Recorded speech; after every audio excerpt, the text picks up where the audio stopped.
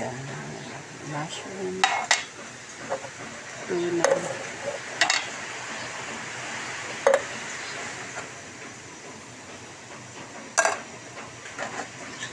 At yan. Kung ano lang yung gamit natin sa bahay, yun lang ang ginagamit muna natin. Kasi malakas ang ulan. Nakita mo yan, ang lakas. Malakas pang ulan namin dito.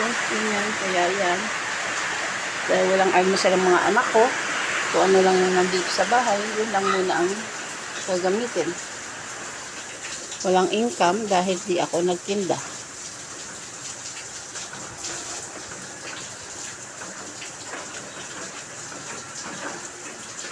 Mamaya naman ulit, guys.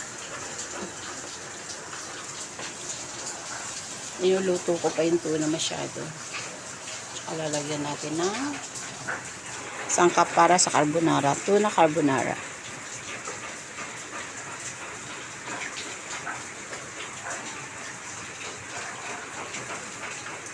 Teka, ilipat natin yung noodles, guys. Wait lang. Bye muna.